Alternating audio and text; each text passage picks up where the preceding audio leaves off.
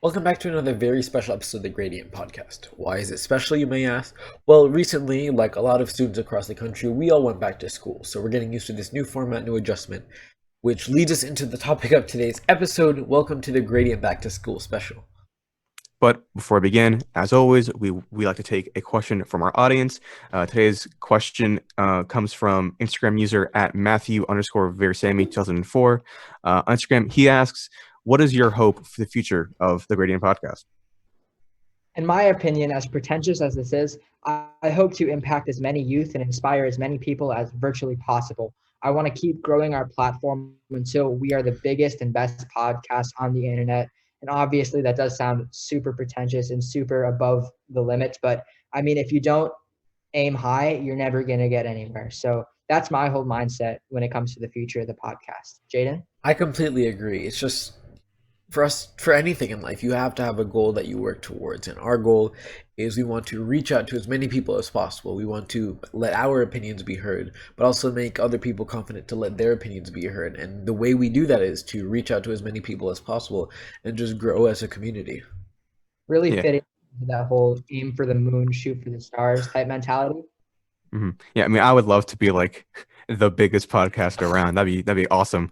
But I guess like more realistically and more like goal driven, I would really like to one day be able to host like a panel, where the three of us could just like sit and have audience like have a real life audience ask us questions.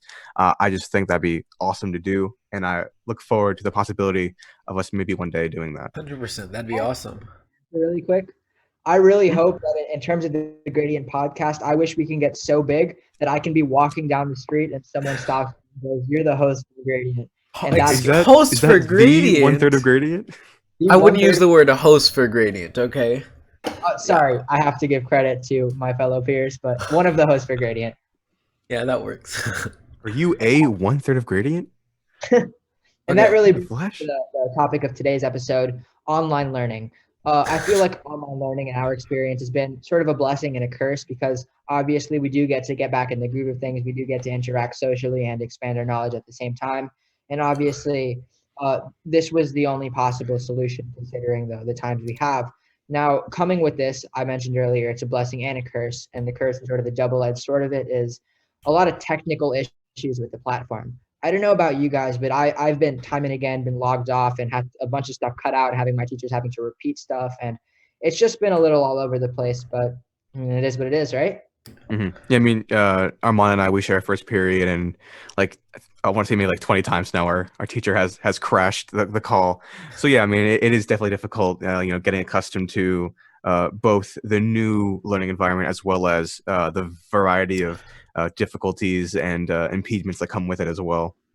I think going into this, a lot more certain teachers were just a lot more prepared than others to go into this type of like virtual environment, and it really shows.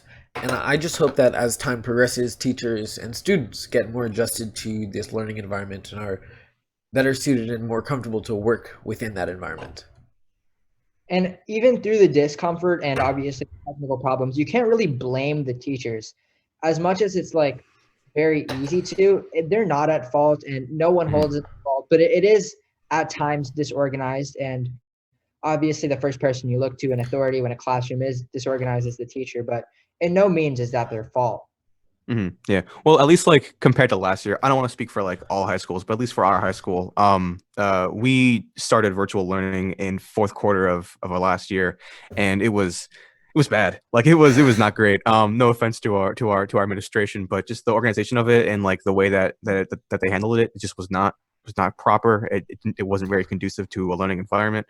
But now they got a lot better. They've had more experience with it. They have a bit more rules and like guidelines to use, and so it's definitely improved, I'd say, at least.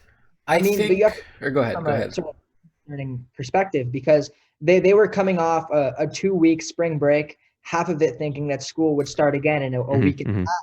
They had no preparation. Teachers didn't have already a side curriculum if and when this sort of demolition scenario played out. So like obviously the system was bound to be not ideal, Right. but they made what they did and they were able to complete the year. And honestly, it was a lot easier than in-person schooling. So Definitely.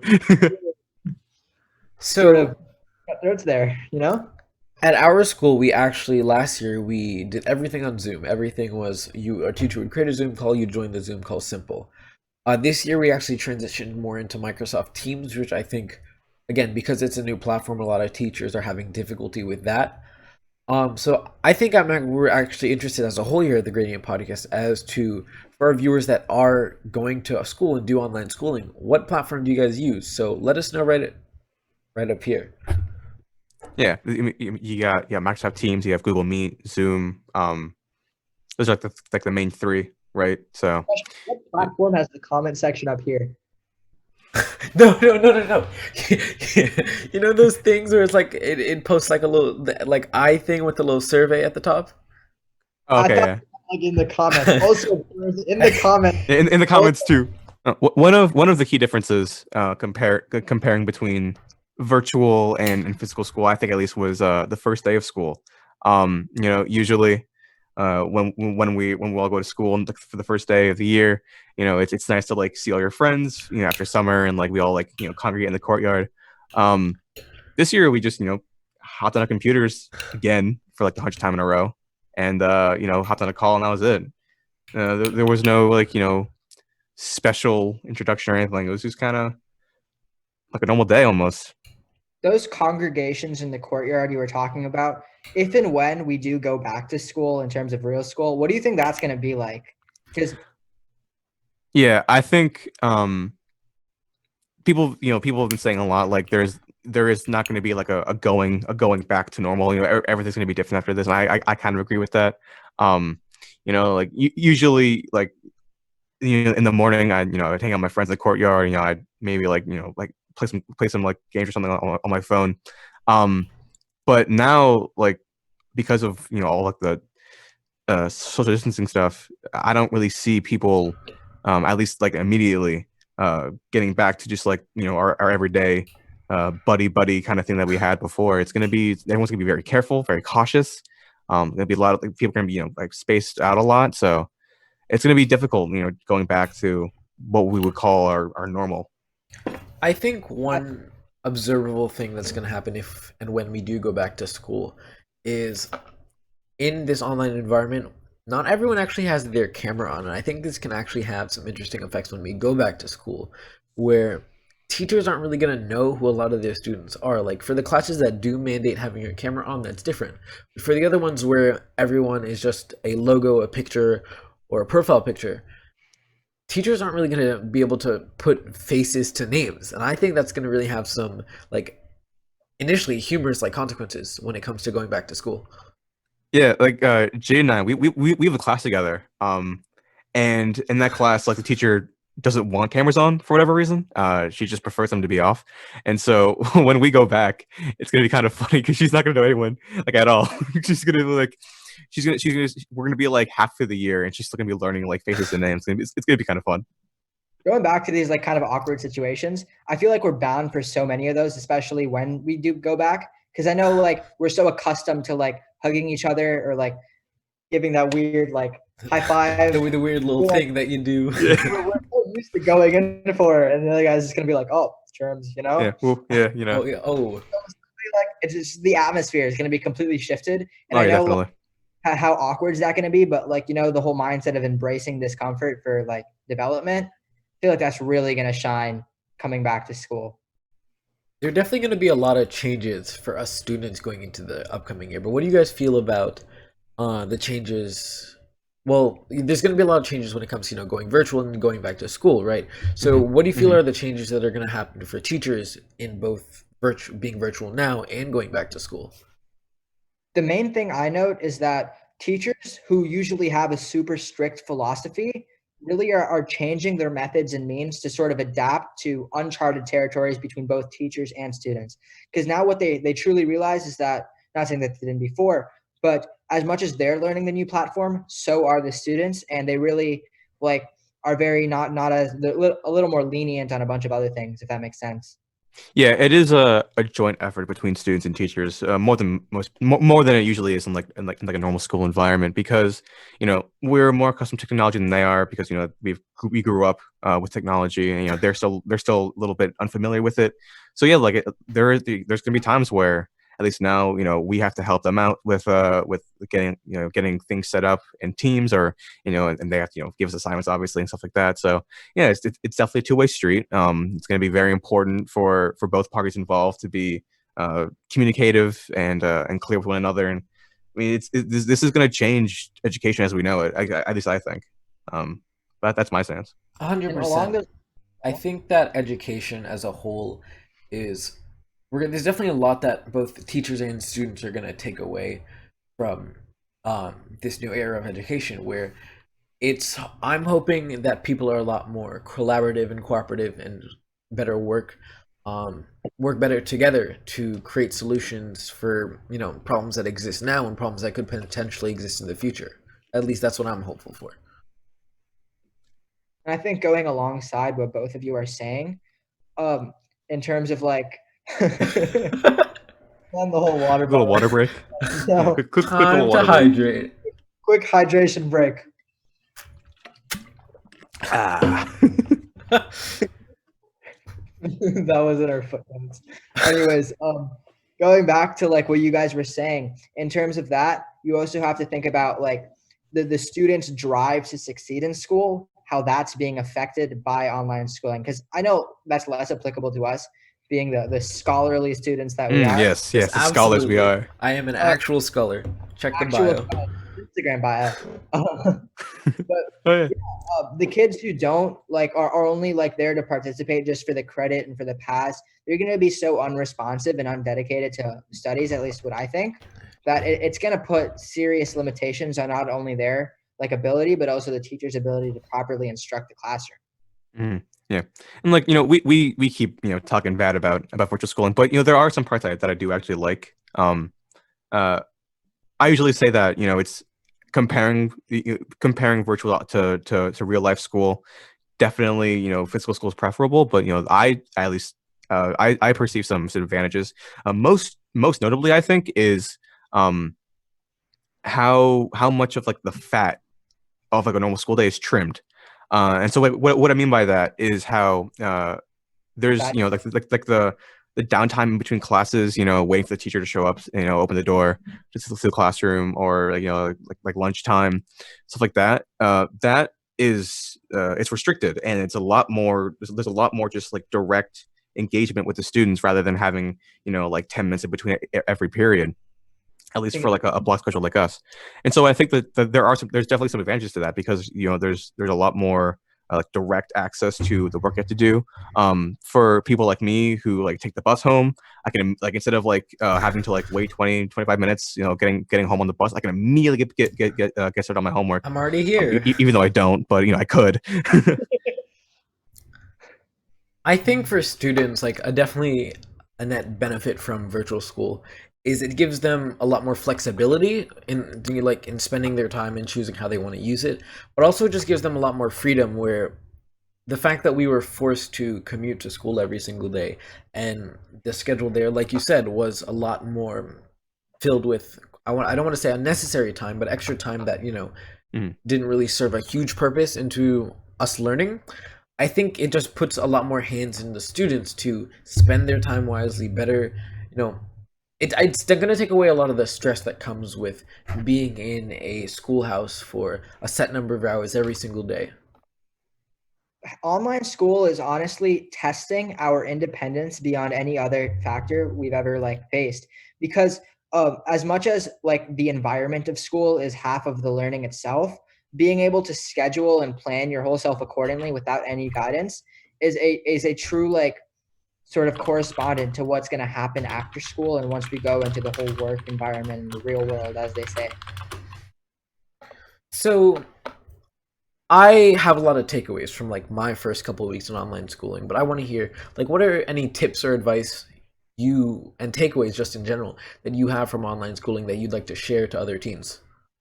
Number one tip, at least that I've found, turn on your camera. Actually, when you're like on Zoom or Teams or whatever, Turn on your camera because that forces you to be more accountable for your actions.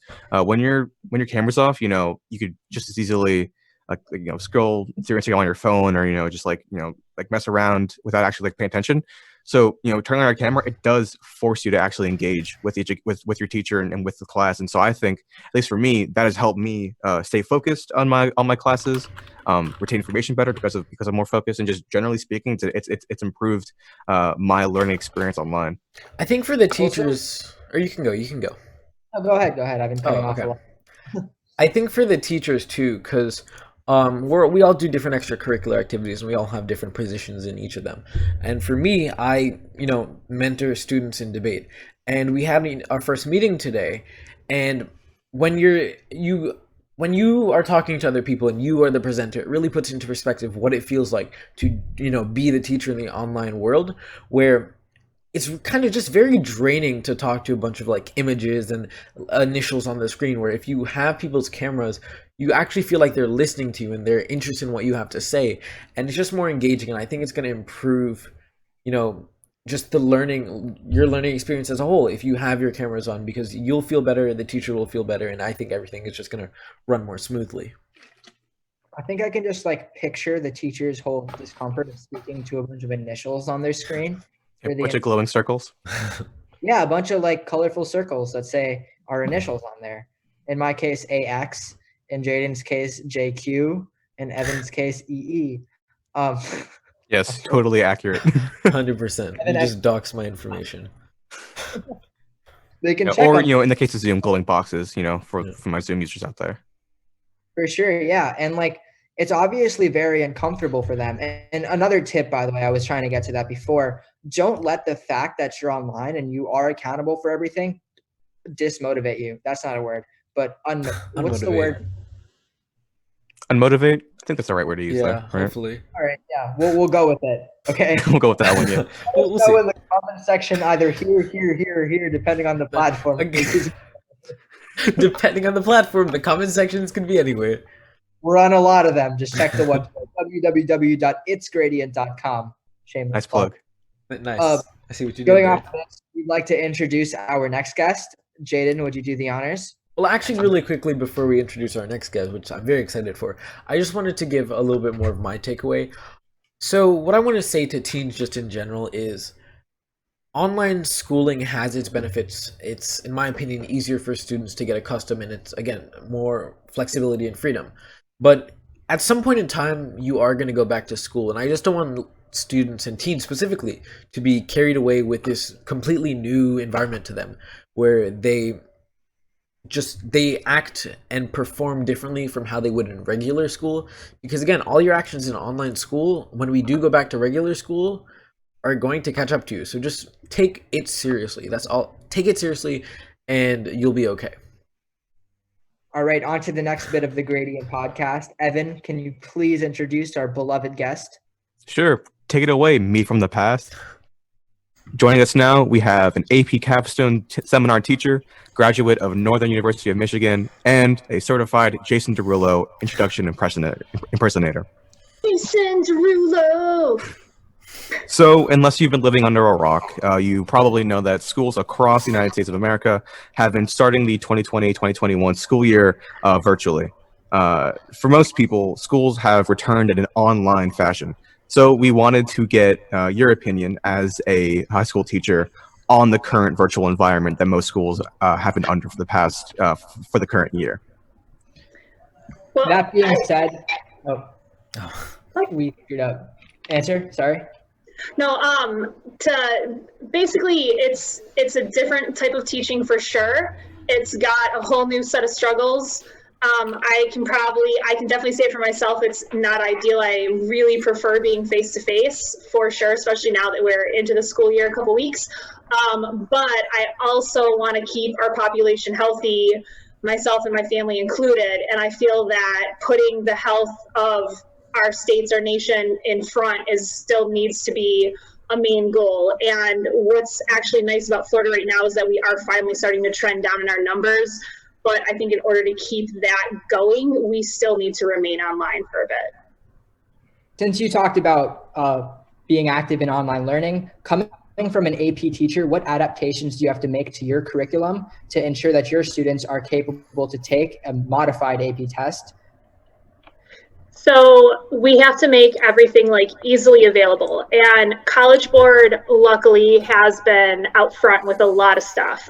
When we had to go to online testing last year, they did a really good job informing all the teachers. They've been creating a lot of YouTube videos for students to refer to and watch on their own, which is great because again, as you guys know, your students as well, being online and staring at a screen for 7 hours is exhausting for anybody. Even for doing it for 3 to 4 hours, it's a lot. So as a teacher, it's hard enough to be engaging face to face on some days, but looking at it in an online perspective, it's even more difficult because we're looking at a screen.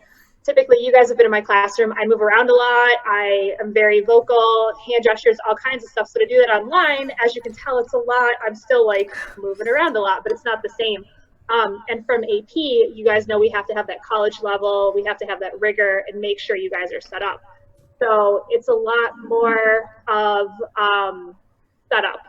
There's a lot more creating things online that are easily accessible, that are easy to understand, because again, if you're in the classroom, it's a lot easier to walk around, verbally help, have those conversations, especially in a class like seminar when we're doing a lot of debate, argumentation, research, and being able to speak that way is much easier. So online, again, it's figuring that out and trying to figure out how can I make this adaptable online, understandable, and then still be available so when my students need help, I'm there. And then there's the other idea of, since we are online, we have things like Canvas, Remind, all of that. So you also have to keep in mind it's important at some point disconnect. We can't be online 24/7. And as much as, as a teacher, I want to help my students as much as I can, but at some point there has to be like that cutoff, like, okay, this is the end of my day. And you guys have probably noticed when you're home all the time, you're doing work at odd hours, or you're like, oh, it's 9 o'clock at night and I've been doing my homework the entire time. What am I doing? So that's a tricky part too. But as far as curriculum goes and putting it online, I've been using Canvas for the last couple of years. So the transition hasn't been that difficult. It's been tricky, but getting the curriculum up isn't too bad. And again, College Board has a lot of digital stuff. They have AP Classroom, which is available and a great resource. So that's been helping a bit too. And on the topic of College Board, I know you were praising sort of their ability to shift as the times developed. I'm not sure if you're aware or not, but College Board has received a lot of critique by students, particularly on their subject at hand, specifically in their Instagram comments. Are you aware of this, and what are your thoughts? I've seen a few of them, and I know there's been a lot of discontent over it as far as the scoring and things like that. So that's part of it. Yeah, their comments are all really funny to read sometimes, but not the nicest. Well, they try their best, and honestly, what can you do? It's tricky too, because you went from a much larger exam to a much smaller exam. So just the opportunity of getting more points and getting a higher score is going to go down. You have less opportunity. So that, it's the best we can. Did it come out pretty good? Yeah. Was it the best possible thing? Not necessarily, but again, as everyone's been saying lately, these are unprecedented times. We've never dealt with this before. We're kind of doing the best we can. And you guys know it's the new norm, which is one of our favorite phases, apparently. So, yeah. So last year, all three of us had the privilege to have you as a teacher. And towards the latter half, we started going into this e-learning environment. So I want to know, what changes have you made going to this year, and what have you taken away from last year? We weren't live as much. I didn't do as much live instruction because we had most of our year done. So you guys were pretty much full steam ahead working on your last performance test and getting that done. Two of us were actually. So we're not going to talk about that part. Yeah, it's fine. Nobody procrastinates in my class at all. Not even me. It's fine. Not once. So as opposed to, we did a couple live like Zooms, but there weren't that many because everyone was kind of in their own bracket, working on their own research, their own projects. So now since we're at the front, what was that? Were people as engaging online as they are, as you'd assume they'd be? I mean, it wasn't bad. I think one of the most useful things we did last year was conference one-on-one about your papers and talk about them. And I think that helped a lot because typically I would have done it in the classroom and I was happy with that. But it's tricky because, especially at the end of last year, none of us really knew what was going to happen. Like everyone was kind of like, I don't know what's going on. We're stuck at home. We were supposed to come back. What is this? And everything was like so new. And basically they were like, hey, teachers, by the way, we're not going back to your rooms, put everything online and get your kids through the rest of the year. And we were like, what? But we have AP testing. Like, how are we going to possibly do this? But luckily, we got it figured out and you guys all still did really well, which is great. But yeah, it was tricky. And going into this year, I'm live we're using Teams now instead of Zoom, but I'm live on Teams at least for part of the period, talking, instructing, going through all the main skills, and then they'll basically do some work, and then I'll come back at the end and kind of recap and go through it. So a bit more live stuff, and we have to physically be available the entire period. So a little bit different. So now that we've moved into online learning, how do you see online learning affecting the way that you teach once we do return back into physical education? I feel like I'm just going to be super excited to see like real people face to face. And I'll probably be super giddy for like, oh my gosh, you people, you're not just circles on my screen. So I'm like really excited about that. And I'm just going to be probably super happy, like we're at school. But as far as like classroom teaching, I'll probably go back to my ways. I mean, I've been doing this is year 13 for me. Oh, so wow. I've pretty much got my routines down and things like that. And I'll still utilize a lot of the technology like I have been because Canvas is a great source. It's easy to upload stuff, easy to use, and I know it way better now than I have, before. So that'll be helpful. But it'll just be nice to be in the room and actually, have like physical books in front and things like that. So I think what this whole online thing is actually doing is really showing us how important it is to actually be around people and to be able to have like those social experiences as opposed to just being online. So I think it's going to be an interesting like societal thing as well. Do you think the whole shift into online learning sort of benefited some people? Because I'm going to give my example for our research topic that we were doing in your class. We had the research paper and the presentation. And I'm sure you remember that catastrophic error that happened in our presentation. Very iconic, very funny, but would be a decent nullifier on our grades. But thankfully, it wasn't me, and it wasn't affected. It didn't impact our score. So, coming from that perspective, do you think some kids sort of prefer the online AP testing method? I think some do. I don't know that I'd say the majority, but I think some definitely do. I know some kids have told me like I'd rather just do school at home. I like being at home and I like doing it that way. And I know we've had a shift, not necessarily our school, but other schools in the county have had a pretty decent shift onto online learning and virtual school because they've just said, no, I'm doing virtual. So I think some definitely prefer it, especially those. The issue with online stuff, though, is that you've got to be able to motivate yourself and get the work done.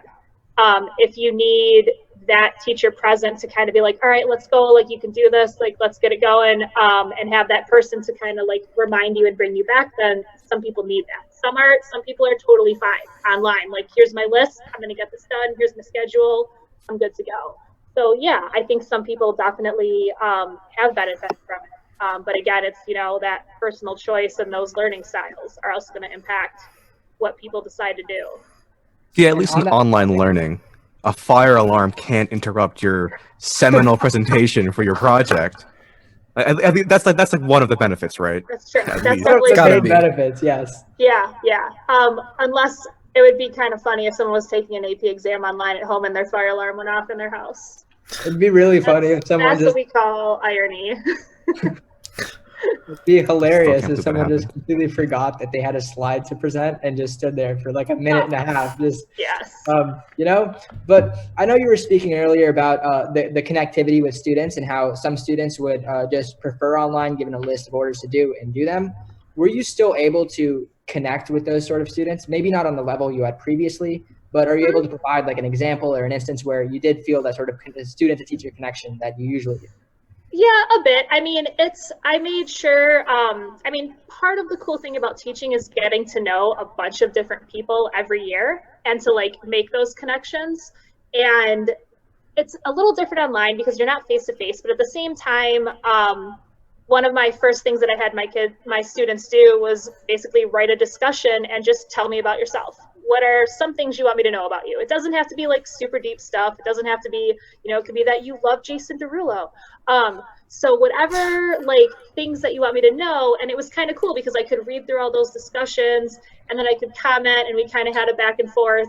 And that was just kind of a neat thing. So kind of let me know like where we're at, who I've got, in front of me and whatnot. So that connection is there. And it's kind of nice because now that I'm also teaching seniors this year, I've had kids that I had in seminar. I have them in AP Lit now. So it's kind of cool to see the same faces or at least see the same like name bubbles pop up. And they know me. So like when I make my, puns or my, really terrible jokes, they're like, yep. It's KR again. So, and that's kind of, so it's kind of comforting. But yeah, I mean, those connections can still be made, but it's not quite the same. So I feel like it's been a lot easier transition for you being the like extroverted, quirky teacher that you are. But on the other hand, you have a lot of those more introverted teachers and more reserved teachers, the ones that just give out the packet and now they have to adapt and sort of lead and pioneer their class forward in an unprecedented territory. And obviously it's going to be difficult for them in those situations, but in the end, it's like a skill that we're going to learn and that will benefit us in the future of the more digitizing world, right? Yeah, for sure. I mean, I do, and those teachers that weren't really familiar with Canvas or weren't using it a whole lot and haven't really done a lot of this digital stuff, they have definitely, done a lot of work, put in a lot of work. And it's great to see like more people come on board. And because I've been telling people for a while, like use Canvas, it's got some really great resources. Like let me know, I'll come help you out, whatever you want to do. Because Canvas has a lot of options. And if you've never really played with it, or if you're not really one to kind of mess with technology and like see what can I do with this? What does this do? It's a little scary and like nerve-wracking, especially when you're looking at kids that are planning on going to college, kids that want grades, kids that want to do these things. It's a lot to deal with. And I'll tell you too, when we went through all of our trainings during planning week, I had a day where I was completely overwhelmed with the amount of technology. Like I had to just take a minute at my desk and be like, okay, don't punch all the things. It will be okay. Like you can do this. Like deep breath, like you can do this. I had my 20 minutes, almost had a nervous breakdown, and then I was like, all right, we're good. We got this. So I can only imagine for people that aren't as familiar with the technology, how much of a transition they've had to make. So I feel like we're getting it down. It's still a bit of a struggle, but we're getting there, and they're trying to, fix our systems consistently and try to make it easier for us and for you guys. So we'll see where we end up. What outcome are you most hoping for to come out of this situation?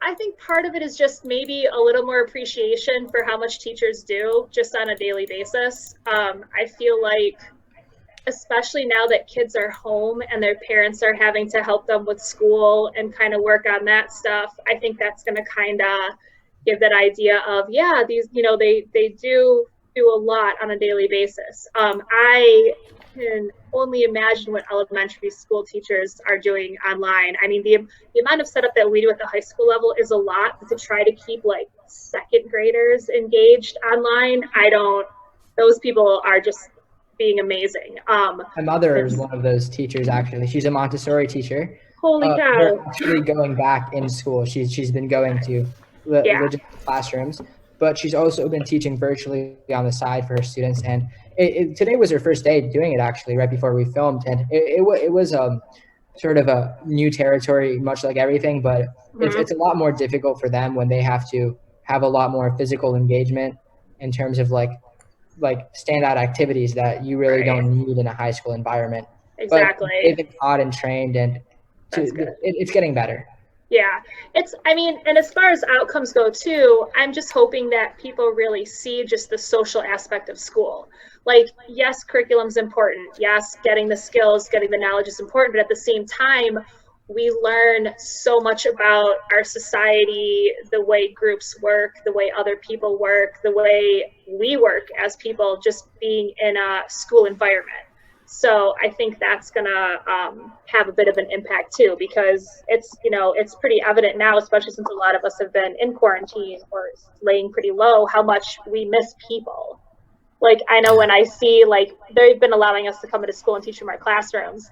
So we'll like have our masks on and like keep our 6 feet, but you're like, oh my gosh, it's so nice to see you. I haven't seen you. Oh my gosh, people, but don't get too close. Like, we're okay. Oh my gosh. So it's a very like, I think that's definitely part of it, and just being around people. I know when we can have like a couple friends over, it's like, yay.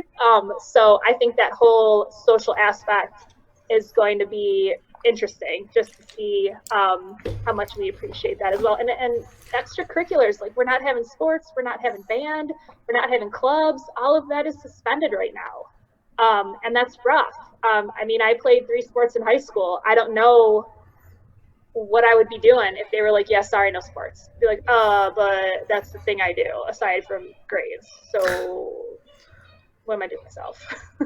So yeah, it's going to be interesting.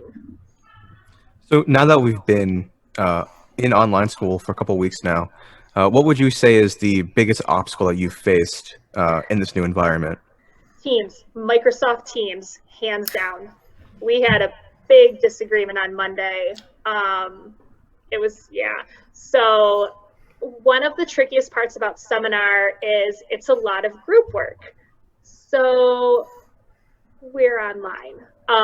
So when you go into different channels, there's a way to do it, and they want us to monitor everything constantly. Like, if your kids are online, you're monitoring them. That's what you're doing. And there's a part of the system where you can open as many channels as you want, but you can only actively be in 4 of them. So you guys got lucky because your classes were super small last year. My smallest seminar class this year is 31. Oh, wow. My biggest is 35.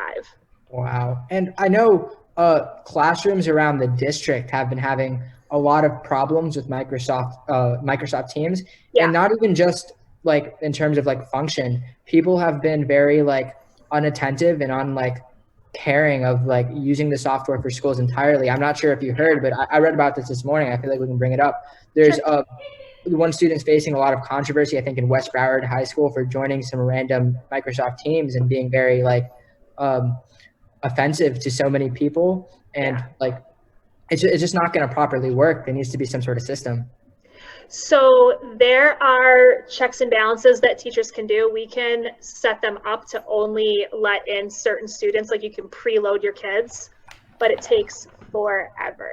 Mr. R and I did that before school started. We took the time to preload all of our kids into our classes so we knew who was coming in. We checked their student number. We made sure, because we, again, kind of got out in front of it, and they told us in our meetings, like, hey, just so you know, Teams is easy to jump on, so make sure if they're a student in Broward anywhere, they can find your Teams and get on. So make sure you've got it kind of secured, locked down, private. So there are certain settings.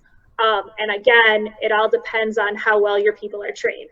So if you've got good training, good instructors, like, you're good to go. But if you don't completely know the system, as in any system, there's always going to be a way in. There's always going to be people that figure out technology. Like, you can think it's as secure as possible, but someone's going to figure something out. So yeah, and you can actually get suspended from online school. You can get a suspension, you can get a referral.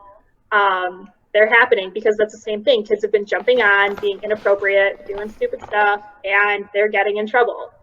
So it's interesting, but yeah, to preload took me a good hour and a half to enter every single student I have, because I have a bunch this year. So, you know, again, it's something that we're new to it, and it's going to take some figuring out. We're already getting emails saying, like, they're fixing this on Teams, they're going to redo this, all of that. So I'm assuming the answer is going to be Zoom here based on what you just said, but which do you prefer, Microsoft Teams or Zoom? Yeah, I mean, they both have their flaws. Zoom is a little bit more user friendly. There's like less setup to it, but Teams has some other functions that are also really helpful. So it's kind of, they both have pros and cons, but now that I'm used to Teams, and if they do this new fix that they say they're going to do, it should improve it a bit. So I'm on the fence about both of them. Now, we have one more question before we want to go to a quick Spitfire segment. Okay. In the event that school does restart with a decent amount of time left in the year, what are your thoughts on creating a rugby team for the school? I know you did rugby when you were growing up. Yeah, so we used to actually have a rugby team. I coached it. We were a combination of our school and another school. Were we good? Yeah. Oh, wow. We were actually really good. I coached girls side, and then we had some male players as well. But again, we combined with other high schools because you kind of start them as city teams, like travel teams. And then actually one of our male players, he plays for the USA Eagles now, which is like top of the top. Like that's our national team. That's professional rugby? He played football for our school, and now he's a USA Eagle, which is pretty awesome. Wow. Would I be able to start rugby now? No. My kid's turning 4. I have like literally no spare time. But potentially in the future when my son's older, restarting rugby, yeah. I think it's a great sport. I think it teaches a lot of really awesome skills, and who doesn't want to smash into people for a good 80 minutes? Are you going to grow him up to play rugby? If he wants to. If he wants, we'll see. He's just really into dinosaurs right now, so we'll see where that goes. But I mean, whatever he wants to do. I just want to basically raise a good human. So that's the plan. But will I kind of nudge him towards rugby? Absolutely. So I actually have one more question. What advice would you give to teens going forward in this new learning environment? Try to be as adaptable as possible. Again, we're all learning these systems. This is all, pretty new to a lot of us. Be hopeful. Try to do your best work. I know it's hard sitting in your bed on a Teams meeting all day. But, your teachers, we're people too. And also turn on your cameras every now and again, because it gets really boring staring at those circles. I keep my camera on in all my classes. Yeah, I have a few kids that do. Most of them are just circles though. And I'm just like, you guys with me? You guys with me? I guarantee they're not on the attentive either. What? No. You're kidding. No. They don't just turn on and walk out of their room. Nuh-uh. So now going into the Spitfire bit, the first question I'll start off with, guess which member of Gradient's birthday is today? Evan? No. No? Oh, who? Yeah, go. Jaden. Correct. Got it. There we Happy go. birthday! Thank you. Yay! Is cereal a soup? Soup? Is cereal a soup? Oh, is cereal a soup? Oh, no. Ew, it's cereal. Gross. Who's your favorite member of Gradient? That's not fair. Oh, come on. I mean, it's clearly me. But it's definitely like, Evan. Oh my God. I knew it. Only because Evan looks just like the younger version of one of my closest friends. All right. He was guessing it wouldn't be because he turned in his assignment in the last second. Got it in. Whatever. Took a while. You can't spell procrastination without pro. That's true. All Or right. Evan. Sure. In a peanut butter and jelly sandwich, what's more important, the peanut butter or the jelly? Oh, peanut butter. Best type of cheese? What type of cheese? Best type. Oh, best. Munster, hands down. Munster cheese. Is the earth flat or round? Round. Pineapple on pizza?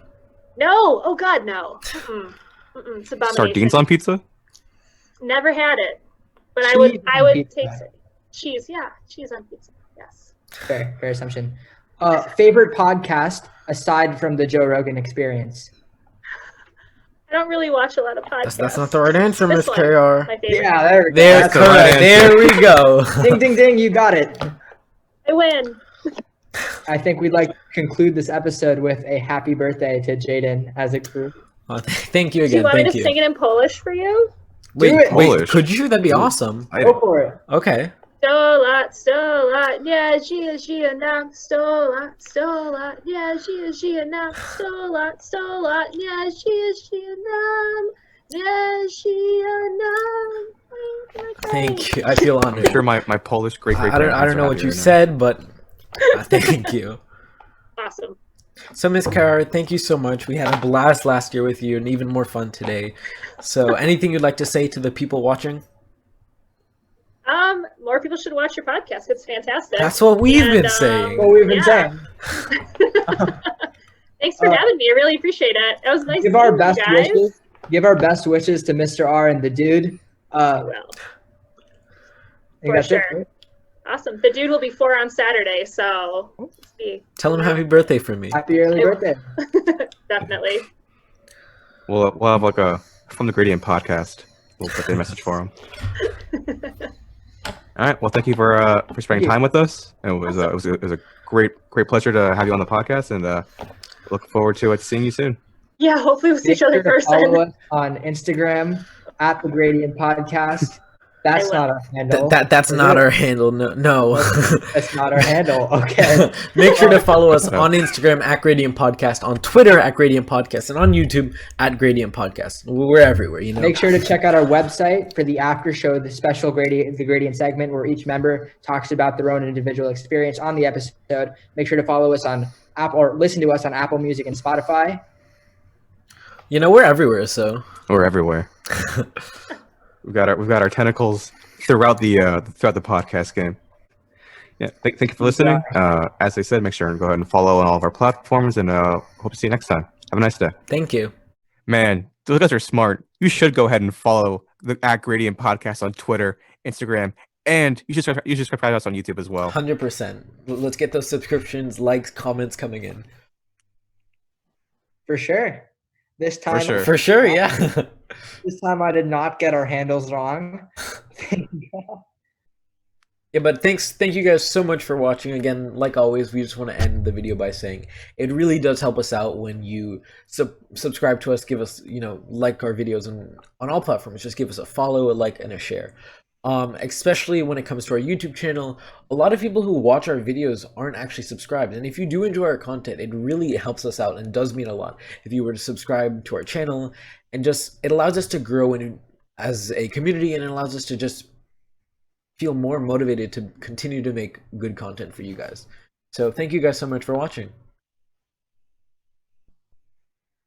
Have a nice day. No, you said that so late!